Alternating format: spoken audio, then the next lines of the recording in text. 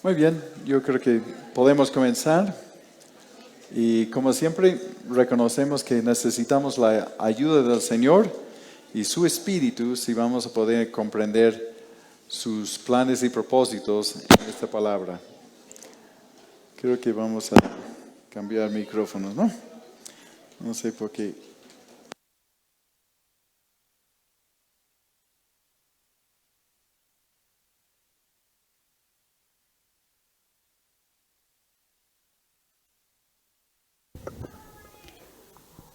Ahora sí, vamos a orar.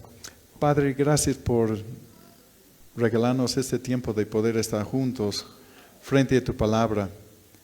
Sobre todas las cosas, Señor, queremos conocerte a ti, conocer tu corazón, saber lo que has hecho y lo que estás haciendo y lo que harás. Señor, enséñanos por medio de tu palabra lo que tú tienes para nosotros en este día y cómo esta palabra debe motivarnos a seguirte y, Señor, vivir esperanzados por lo que has hecho y lo que harás. Dios, gracias. Encomendamos este tiempo en tus manos en el nombre de Jesús. Amén. Amén. Pueden tomar sus asientos.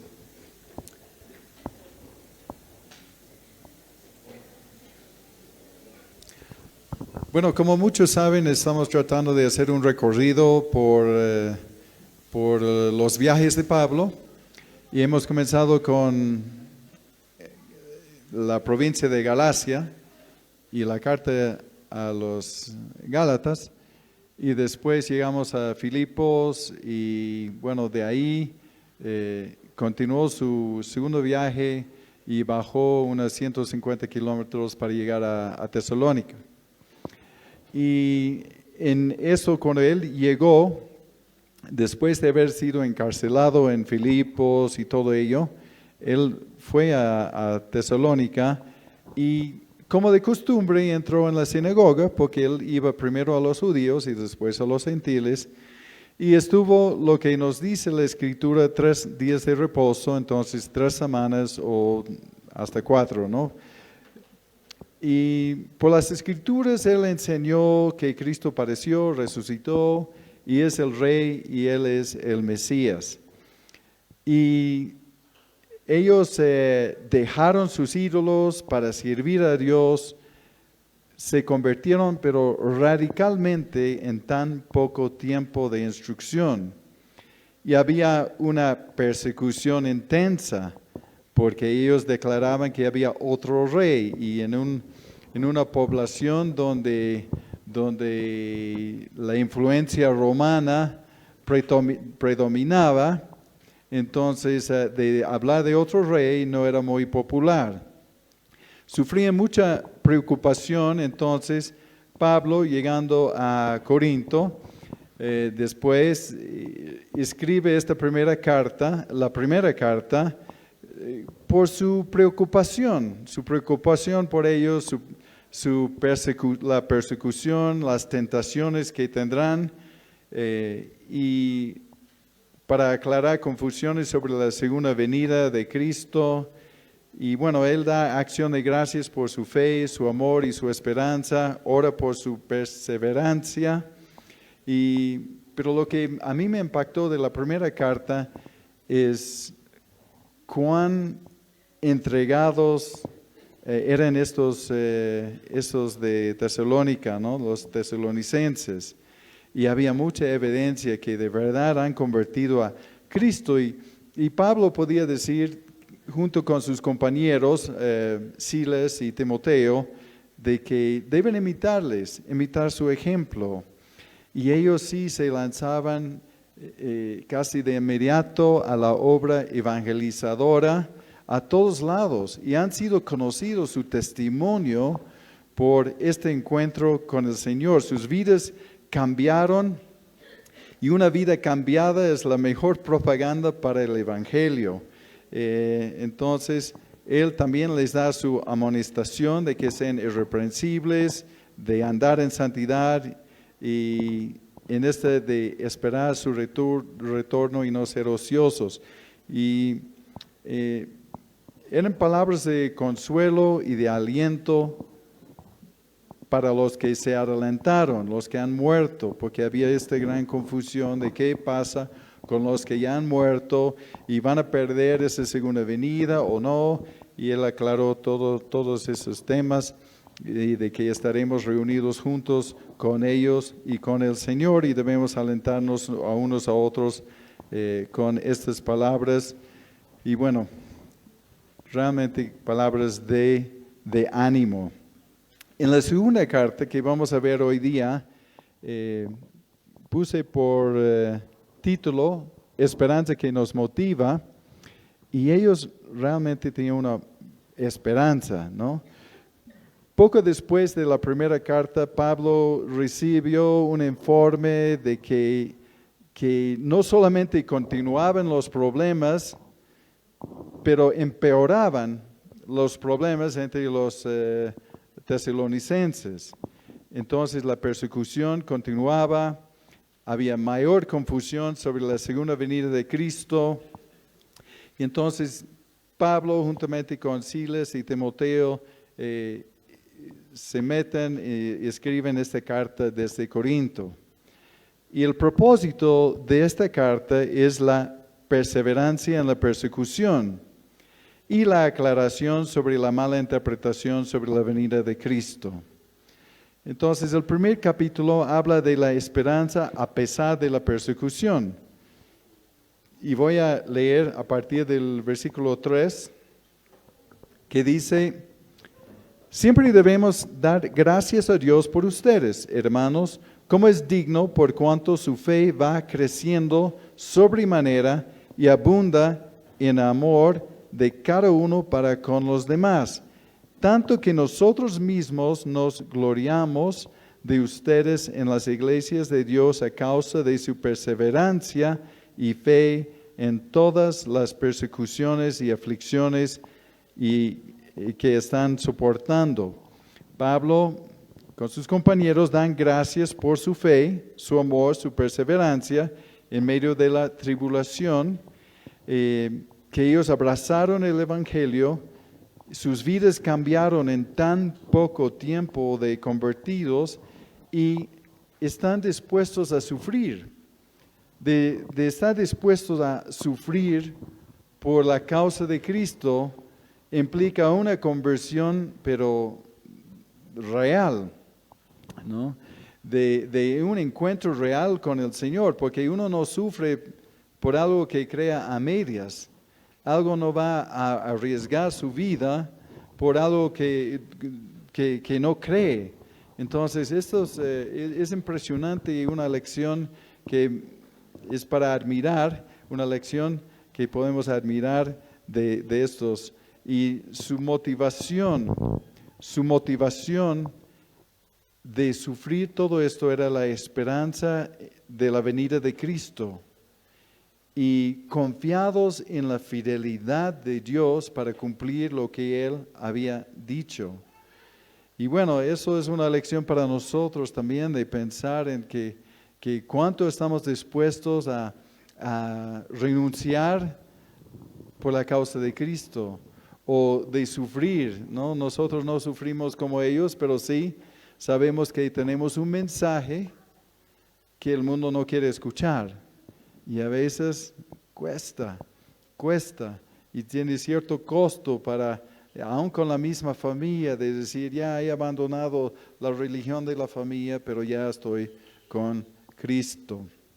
Entonces, eso es su gran compromiso con Él. Y entonces después surge la pregunta, y Pablo les quiere confortar para decir que la recompensa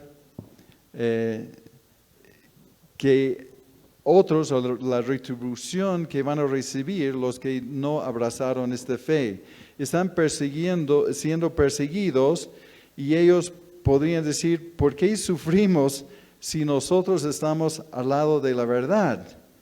Y estos impíos, estos que no conocen y no quieren saber nada de Cristo, ¿por qué para ellos todo va bien?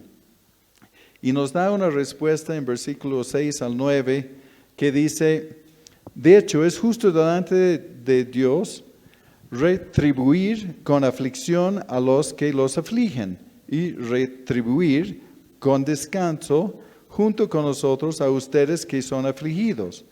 Esto sucederá cuando el Señor Jesús con sus poderosos ángeles se manifieste desde el cielo en llama de fuego para dar retribución a los que no han conocido a Dios y a los que no obedecen el Evangelio de nuestro Señor Jesús. Ellos serán castigados con eterna perdición, excluidos de la presencia del Señor y de la gloria de su poder. Ellos eran la minoría, los nuevos creyentes.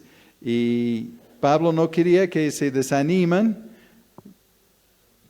si las cosas se ponen peor, ¿no? Y nuevamente la pregunta, ¿por qué sufrimos si estamos al lado de la verdad? Y Pablo les está diciendo que eso no durará para siempre y cuando Cristo regrese del cielo, Él se ocupará de ellos, ¿no? Y importante ver eso, que los que no querían tener nada, o los que no querían tener nada que ver con Cristo, con Jesús, no tendrán nada que ver con Él en la eternidad. Habla de la separación, de la eterna perdición y excluidos de la presencia del Señor. Entonces, si alguien aún hoy no quiere saber nada de Cristo, entonces no sabrá nada de Él en la eternidad, no estará con Él, serán excluidos de su presencia y bueno, la palabra nos habla de algo peor para ellos. Pero sí, el mensaje es que eso no durará para siempre y Cristo se va a ocupar de ellos, ¿no? Entonces, elegir la separación de Cristo, de negar a Cristo, es la peor tragedia que puede ser a una persona, ¿no? De negar a Cristo aquí en la tierra, no hacerle caso. Pablo nos está diciendo que será para perdición. Y si quieren estar excluidos de Él aquí en la tierra, serán excluidos de Él en el cielo. Así que eso es lo que buscaban. Y bueno, volviendo al versículo 8 que dice que esto vendrá a los que no obedecen el Evangelio de nuestro Señor Jesús. Y solamente quiero insertar este pensamiento mío en eso de que los que no obedecen el Evangelio van a sufrir todo esto. Entonces, debiera haber sido posible obedecer. ¿Será que hay personas que Dios simplemente ha decidido que no pueden entrar en su reino? ¿O será que las personas se excluyen voluntariamente porque dice no obedecen el Evangelio? Eso caerá sobre los que no obedecen el Evangelio de nuestro Señor. Eso implica de que debiera haber sido posible obedecerle. Entonces, si no, entonces estarán excluidos de la presencia de Dios, ¿no? Eterna perdición. Y después Pablo y ellos oran para que su sufrimiento logre los propósitos de Dios y sea glorificado Cristo en el sufrimiento de ellos. Pero sí les hace entender de que aunque en esta vida, y nosotros vemos esto, en esta vida aparentemente las cosas van mejor para algunos que no quieren saber nada de Cristo, en algún momento recibirán, ¿no?, las consecuencias de no haber aceptado a Cristo. En el capítulo 2 hace una aclaración sobre el día del Señor o la venida del Señor, y eso vimos en la carta anterior.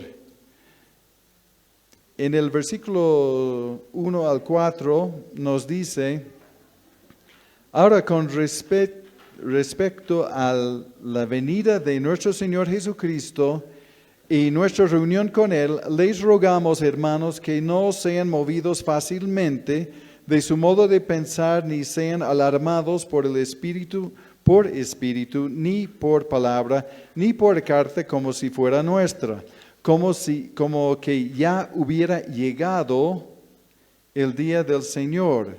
En la Reina Valera 1960 dice como ya hubiera acercado, ¿no? O sea, acercado a este día.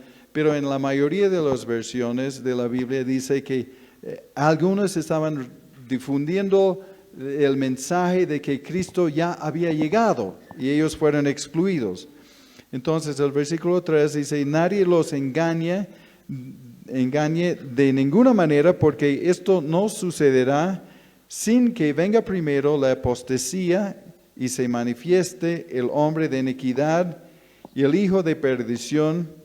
Este se opondrá y se alzará contra todo lo que se llama Dios o que se adora, tanto que se sentará en el templo de Dios haciéndose pasar por Dios. Entonces alguien sembró confusión de que Cristo ya había llegado y ellos dirán, bueno, si Cristo ya llegó, entonces ¿por qué seguimos aquí? ¿Por qué no hemos sido reunidos con Él como fue prometido? Y están alarmados de que no fueron tomados en cuenta. Y pensaban que su presente tribulación era la gran tribulación. Que todo lo que estaban sufriendo y las persecuciones, ellos pensaban tal vez de que eso era la gran tribulación y ellos quedaron atrás, fueron excluidos. Y dice que eso no vendrá, Pablo aclara que eso no vendrá hasta que el anticristo fuera recibido, abrazado en medio de la gran tribulación. Entonces, Pablo está dando algunas señales para los tiempos finales y no ha llegado todavía.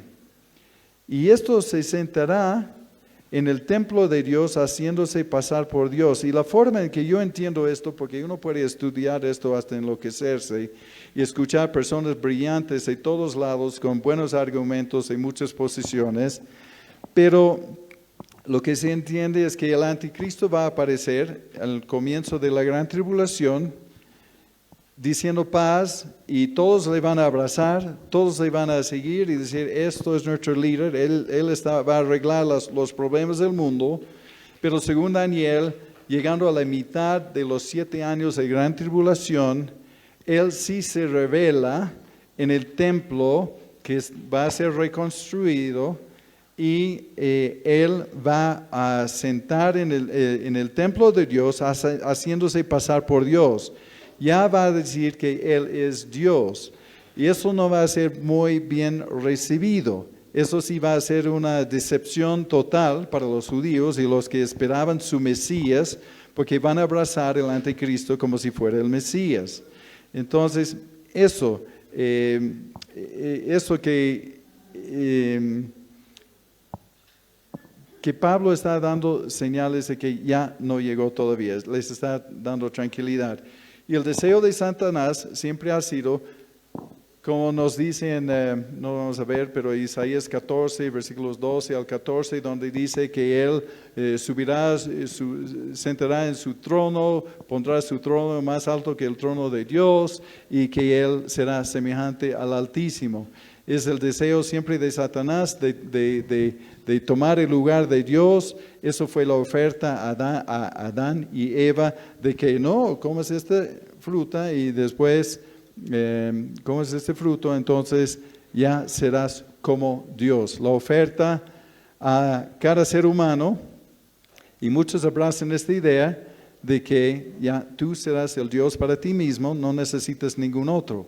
Y por eso muchos no quieren saber nada de Cristo, nada del cristianismo, porque quieren ser el Dios para su propia vida, quieren estar en el trono. Y para ser cristiano, de ser partícipe del plan de Dios, uno tiene que renunciar al trono de su vida y entregar el trono de su vida a Cristo para que Él sea nuestro Señor, el que gobierna, y muchos no quieren otro Señor en su vida, ¿no? Es el corazón de Satanás desde siempre, de querer ser como Dios, y la oferta a la humanidad de que tú puedes ser como Dios, y entonces tú no necesitarías a nadie que diga lo que es bueno y lo que es malo, porque tú sabrás, porque tú decides. Y eso es lo que vive la sociedad hoy, que cada uno decide sus reglas, lo que aprueba, lo que es moral, lo que no es moral, y cada uno inventa las cosas y cosas más ridículos, en tema de género y todo eso que uno podía imaginar. Entonces, eso Pablo está diciendo, no llegó todavía, no se preocupen. Y el versículo 7 al 12 dice, porque ya está obrando el misterio de la iniquidad, solamente espera hasta que sea quitado de en medio el que ahora lo detiene, ¿no? Ese tiempo vendrá, pero no vendrá hasta que sea quitado de en medio el que ahora detiene. Algo está deteniendo la aparición del anticristo y de esos últimos tiempos, ¿no? Versículo 8 dice, y entonces será manifestado aquel inicuo a quien el Señor Jesús matará con el soplo de su boca y destruirá con el resplandor de su venida. El advenimiento del inicuo es por operación de Satanás, con el poder, señales y prodigios falsos, y con todo engaño de injusticia entre los que perecen, por cuanto no recibieron el amor de la verdad para ser salvos. Por eso Dios les enviará una fuerza de engaño para que creen la mentira, a fin de que sean condenados todos los que no creyeron a la verdad, sino que complacieron en la injusticia. Habla de esto, de que hay algo que detiene la venida y la aparición del anticristo. Muchos dirán que es el Espíritu Santo, y puede ser, para mí pareciera que fuera así. No hay un acuerdo con muchos teólogos en eso. Otros dicen que es la iglesia, otros dicen que son otras cosas, ¿no? Que está deteniendo la venida del anticristo, pero definitivamente es algo divino y algo sobrenatural y algo de Dios que está deteniendo esto, y el tiempo del establecimiento del anticristo es determinado por Dios. Cuando Dios permita. No puede hacer nada si Dios no permite, ¿no? Si no, pueden leer Job para ver esto, que Dios permitió ciertas cosas, pero Satanás tenía que pedir permiso. Satanás no sabía lo que estaba pasando, y bueno, al final él es el perdedor. Mira, de tener todo eso resuelto sobre los tiempos finales, no es un requisito para entrar en el reino de Dios. Lo importante es recibir la verdad para ser salvo, de ser parte de la comisión, el comité para la recepción de Cristo, de encontrarnos con Él, o de ser salvos si es que partimos antes, y de estar con Él, y todo estará resuelto, porque aún los más expertos en eso van a tener muchas sorpresas. Entonces, tenemos una idea de lo que va a suceder, pero bueno, con exactitud, si es todo un rayazo, no se preocupen.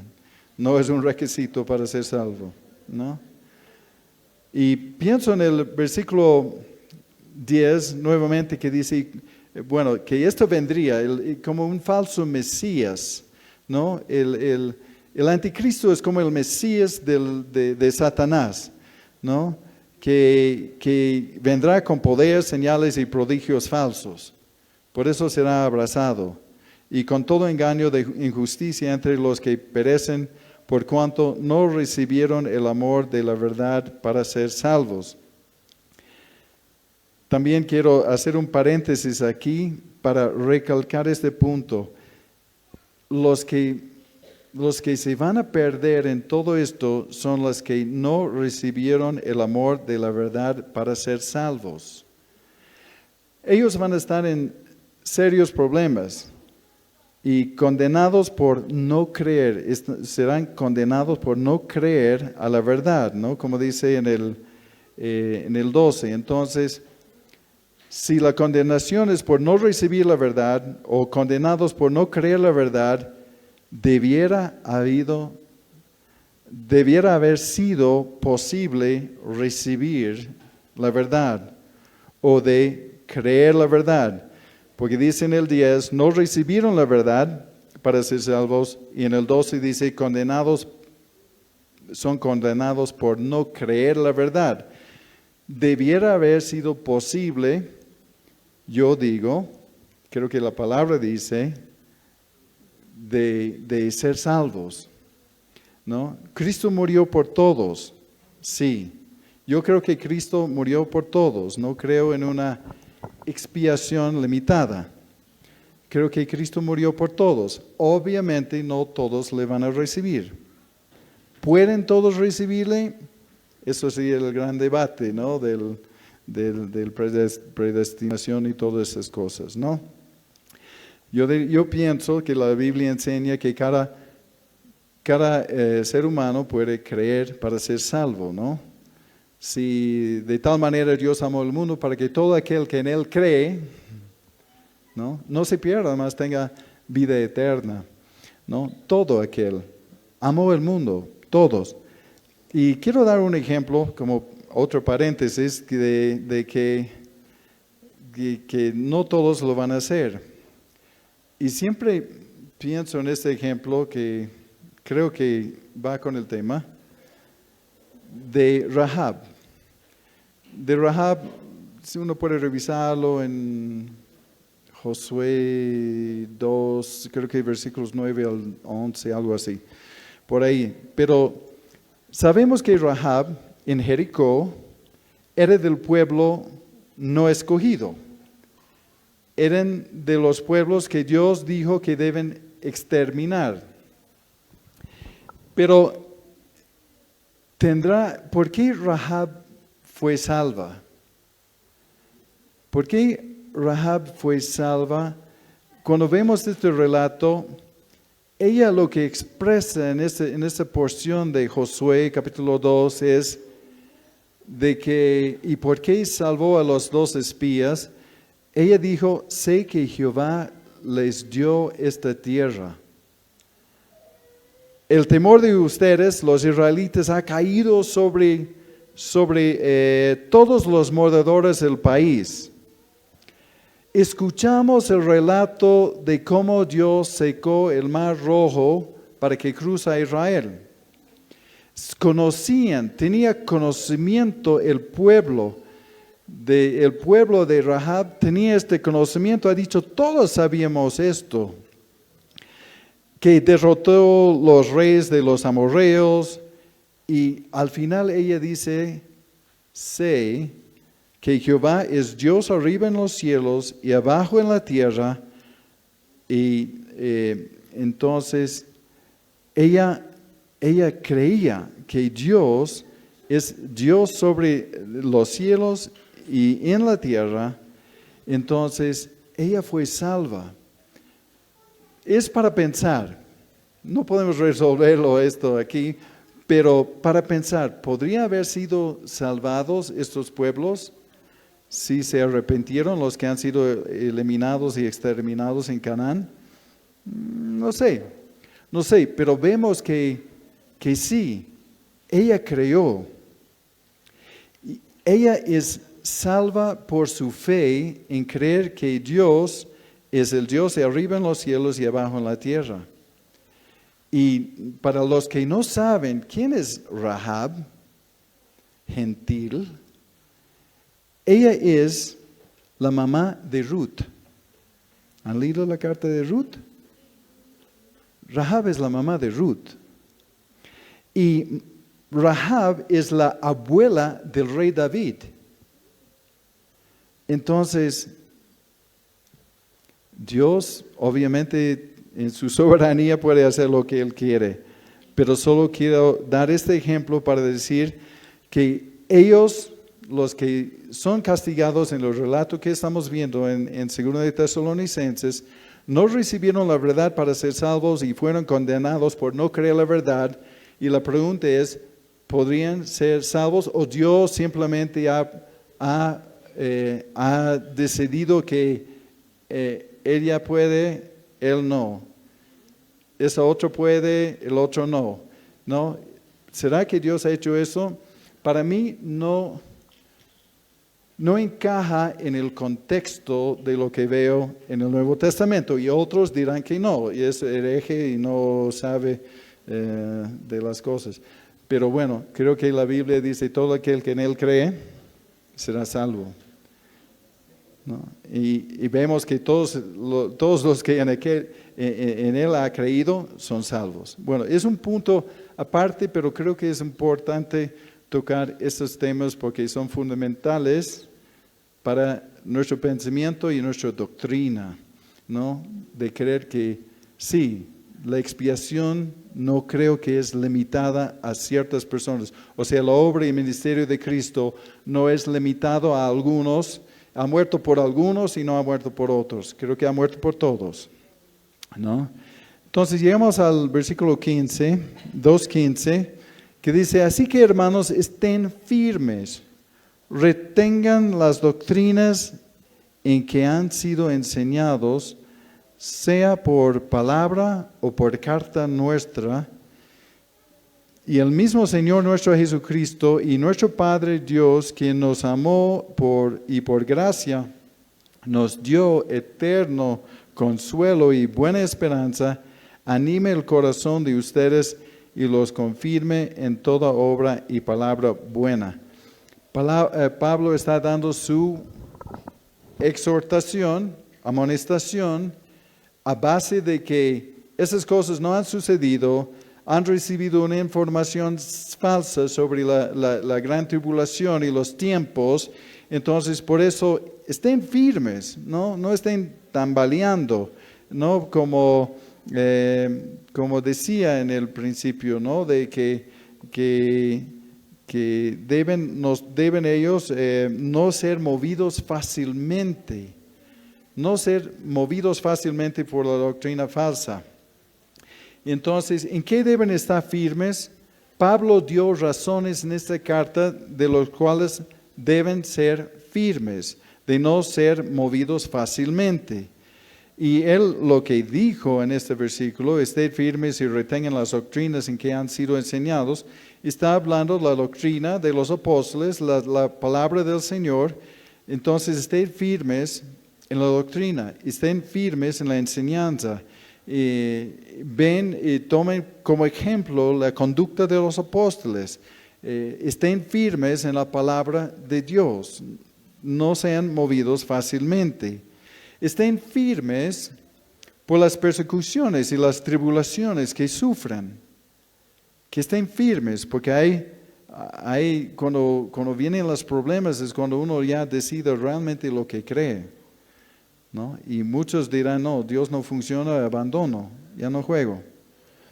Y que estén firmes porque sí, Cristo vendrá a este mundo y habrá juicios sobre este mundo. Estén firmes en saber que Dios se va a encargar de la injusticia en este mundo, aunque no lo vemos ahora.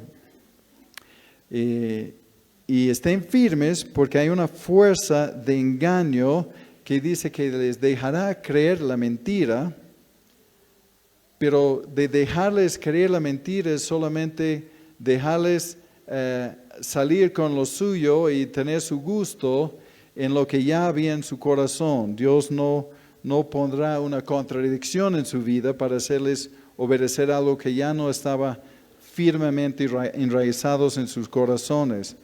Entonces deben seguir, como decía en el primer capítulo, firmes en la fe, la esperanza y el amor. Firmes en la esperanza de la venida gloriosa del Señor. Porque cuando uno pierde la esperanza, pierde la motivación. Por eso la esperanza es lo que nos motiva a ser firmes en todo en esta caminata en el Señor.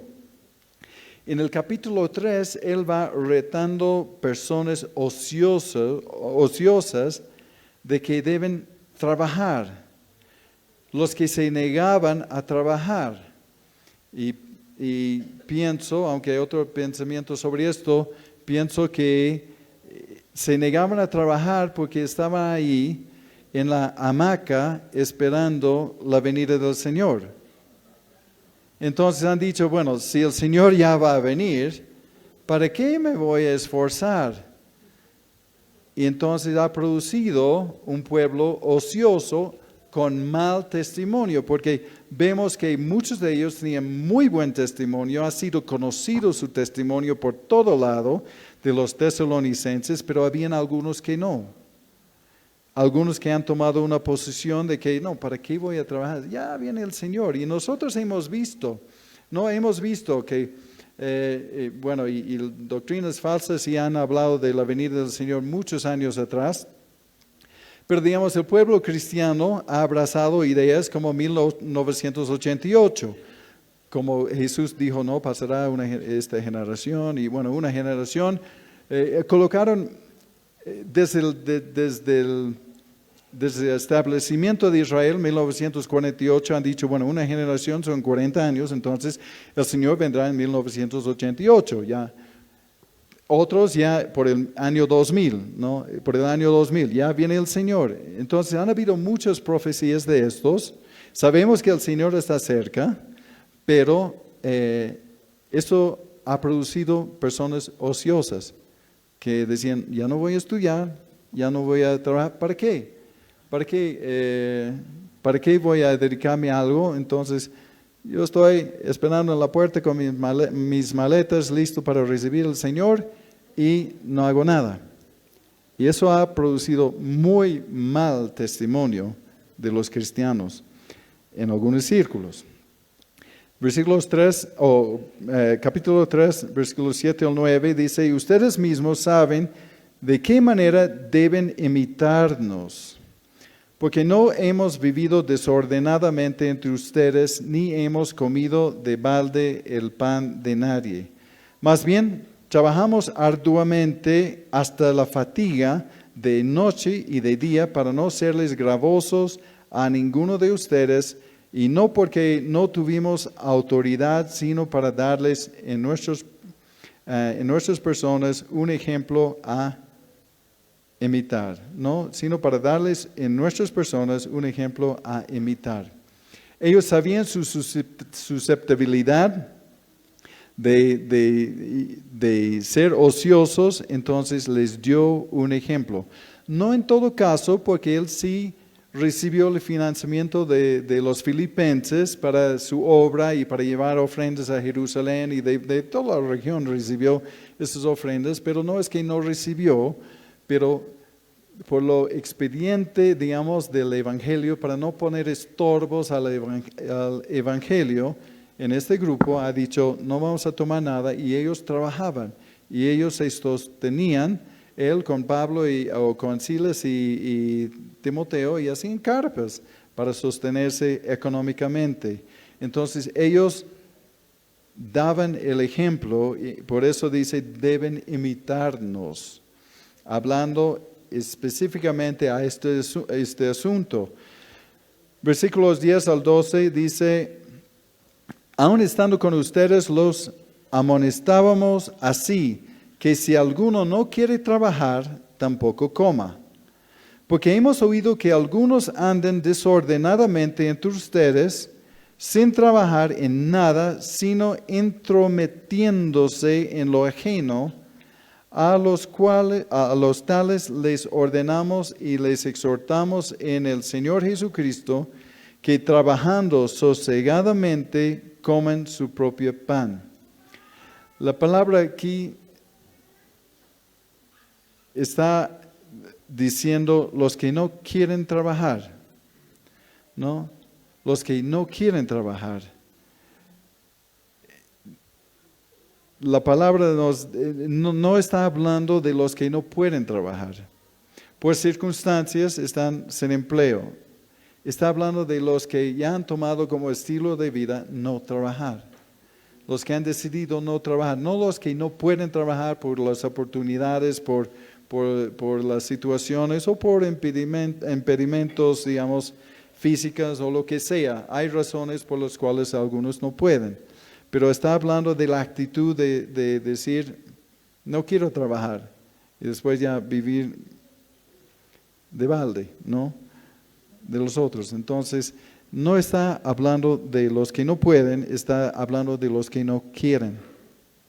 Y en la primera carta que hemos visto la última vez es que él amonestó, hizo una amonestación sobre ser ociosos, ¿no? Y decía, ocúpense en sus propios asuntos o sus propios negocios y trabajar con sus propias manos. Porque el ocioso tiene tiempo para entrometerse en otras cosas o el ocioso se mete en un montón de problemas. Yo me acuerdo cuando trabajaba en misiones en las provincias semitropicales en el norte de La Paz, que había muchas temporadas de mucha ociedad, ¿no? ¿Es correcta la palabra? Ociedad. Sí, ociedad. Entonces, ociosidad. Algo así. Ya. Bueno, flojos. De todos modos, ahí donde hay donde hay ese tiempo vago, ¿no? Entonces, realmente el tema de moralidad va para el suelo, ¿no? Porque tiene demasiado tiempo libre y cuando hay demasiado tiempo libre, la mente va maquinando un montón de cosas y el tema de moralidad está más abajo que el suelo, ¿no? Es terrible. Entonces, por eso, y también en ambas cartas habla de que ser muy ocioso te da como para meterse en los asuntos de otros, ¿no? Entonces, nos da una muy buena exhortación y unas recomendaciones finales en el 13 al 16 que dice, y ustedes hermanos, no se cansen de hacer el bien. Si alguno no obedece nuestra palabra por carta, a señálenlo y no tengan trato con él, para que le dé vergüenza, ¿no? Si alguno no obedece nuestra palabra por carta, a señálenlo y no tengan trato con él, para que le dé vergüenza. Pero no le tengan por enemigo, sino amonéstenlo como a hermano. Y el mismo Señor de paz les dé siempre paz en toda manera. El Señor sea con todos ustedes. Habla de amonestar a los hermanos que andan desordenadamente. Y cuando leo esto, yo veo la importancia de estar conectado, de tener comunión con otros hermanos. Porque en una reunión como el día domingo no tenemos idea lo que pasa en la vida de otras personas. Por eso para mí esto habla de la comunión. De la comunión con hermanos, donde estamos cara a cara, donde las personas nos conocen. A veces las personas les gustan las congregaciones súper grandes porque pueden entrar, nadie les conoce, entrar, salir y nadie se entera de qué creen, de lo que piensan o cómo viven. Y muchos prefieren esa cosa, pero realmente la amonestación puede ser nuestra amiga. Puede ser nuestra protección cuando está hecho en el Señor. Cuando hay una amonestación porque alguien realmente tiene un deseo genuino de nuestro bienestar, es muy saludable. Para muchos no es muy bienvenido, pero es muy saludable recibir amonestación, ¿no? Porque eso nos ayude a conducirnos en el camino del Señor mejor. Por eso la importancia de la comunión con los hermanos, ¿no? Que sirve como un freno contra el pecado. Si yo sé que voy a reunirme con mi grupo, mi reunión entre semana el día lunes, digamos, y estoy haciendo tonteras, ¿no? Y entonces yo sé que eso me pone como un freno. Estoy cara a cara con los hermanos y sé que no soy bueno en ocultar las cosas, entonces, y creo que nadie es. Entonces uno sabe que si uno está mal. Entonces por eso creo que de amonestar a unos a los otros es bueno, mientras no sea hecho con juicio, que no sea hecho para condenar, cuando está hecho la amonestación para animar, para levantar a uno, yo creo que sí, eso es muy importante, ¿no? Y es interesante también ese punto cuando veo todas las cartas de Pablo, que sus cartas no están dirigidas a la cúpula de liderazgo de las iglesias. Las cartas de Pablo están dirigidas a la iglesia. Todos iguales, todos en la misma situación. No es que no hay liderazgo, pero Pablo dirige sus cartas al pueblo, ¿no? Al pueblo. Y eso es importante porque es una responsabilidad. Él está escribiendo al pueblo, está dando instrucciones al pueblo. Y tenemos en esta carta como una obligación de levantar a uno y el otro, soportar a uno y el otro, llevar las cargas a uno y el otro, ¿no? ¿Se acuerdan de Caín? Que cuando Dios ha dicho, ¿pero qué has hecho? Y él ha dicho, ¿acaso soy yo guardián de mi hermano? Sí. ¿Soy acaso yo guardián de mi hermano? Sí. Creo que necesitamos a unos a los otros. Necesitamos estar en comunión con los hermanos. Debemos hacerlo. Es importante para poder protegernos y para ayudarnos en este camino de santificación, de mejorar cada día a día, de estar en un camino de progreso. No somos perfectos, pero estamos sobre una senda donde estamos mejorando día a día. Y en esta senda hay un montón de atracciones, tentaciones y todo lo demás, y necesitamos a unos a los otros para protegernos en esto. Entonces, bueno, en esto, con unas ideas de conclusión, la esperanza de la venida de Cristo nos anima ante las dificultades y nos motiva a ser responsables mientras esperamos. No es un esperar ocioso, es un esperar en el Señor activamente, ¿no? Entonces, lo que vimos en el primer capítulo, que la esperanza a pesar de las dificultades, ¿no? Nos lleva a como cantamos a veces, que cantamos, aunque no puedo ver, está sobrando, ¿no? Siempre está sobrando. Aunque yo no puedo ver, Señor, sé que está sobrando, sé que lo estás haciendo bien, yo no entiendo nada, pero solo mirando en el retrovisor, mirando atrás, yo me doy cuenta de que realmente Dios estaba en esto, ¿no? En mi tormenta, Dios estaba ahí sosteniéndome y no lo vi. Entonces, y también debemos cuidar de no dejar que las dificultades nos hagan bajar la guardia, ¿no? O amargarnos y decir, pero ¿por qué ellos están tranquilos y no conocen al Señor y yo conozco al Señor y me viene todo esto? Y no debemos permitir que las dificultades nos quitan nuestra esperanza o nuestra confianza en la fidelidad de Dios, ¿no? Porque de dudar de que si Dios le importa mi vida, o de dudar si Dios está en control o no, cambiaría mis motivaciones. Por eso digo, la esperanza es lo que nos motive, ¿no? Motive a seguirle fiel, ¿no? Y de asumir cosas, ¿no? Como ellos sufrían sufrimiento, nosotros sí sufrimos dificultades por nuestra fe en Cristo. Entonces, esperanza a pesar de las dificultades, ¿no? Y cuán importante en el cristianismo es de tener expectativas reales. Porque si vienes al Señor porque te han dicho que el Señor te va a solucionar todo, te va a dar el trabajo, va a arreglar tu matrimonio, te va a dar la pareja, te va a dar un montón de cosas, va a solucionar todos tus problemas, quitar tus deudas, darte salud. Si vienes con expectativas de estas de Santa Claus, yo creo que vas a quedar defraudado, vas a sentir defraudado porque Jesús no prometió esto.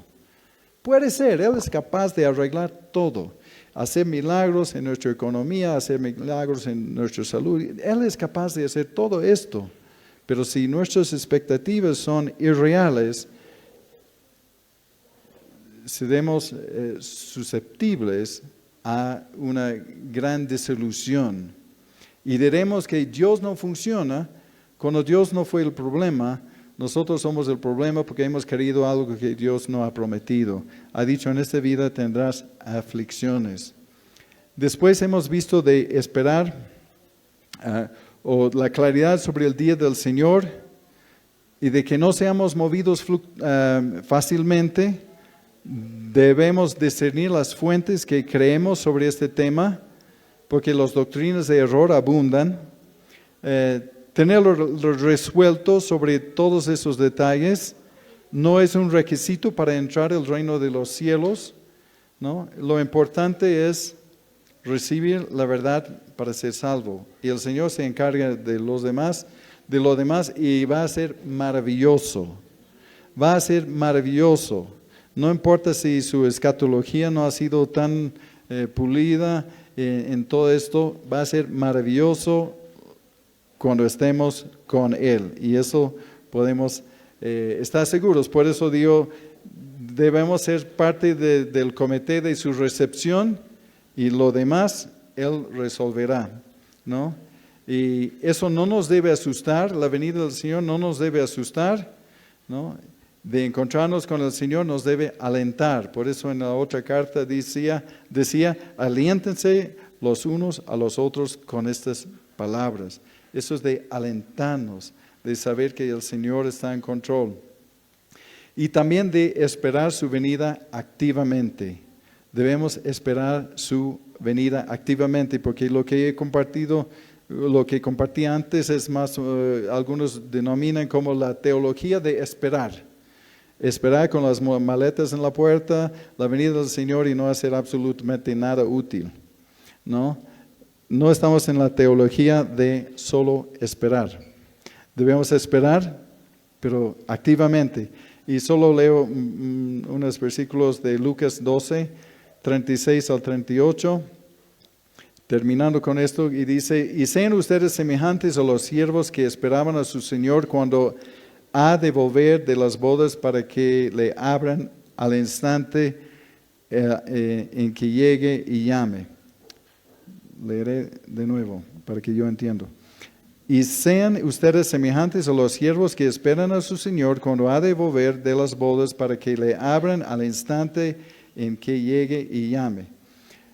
Bienaventurados aquellos siervos a quienes el Señor les encuentre velando cuando llegue. De cierto les digo que se ceñirá y hará que se sienten a la mesa, viniendo les servirá. Aunque venga a medianoche y aunque venga a la madrugada, si los haya así. Bienaventurados aquellos siervos. La esperanza de su retorno nos motiva más allá de que nuestros ojos pueden ver. Nuestra esperanza en su venida nos debe motivar para buscarle, servirle y meternos en su palabra, de no movernos, de estar firmes en su palabra y vivir conforme a su voluntad y hacer lo que Él desea, comprometernos a sus propósitos y sus deseos. Con eso les invito a ponerse de pie y vamos a orar.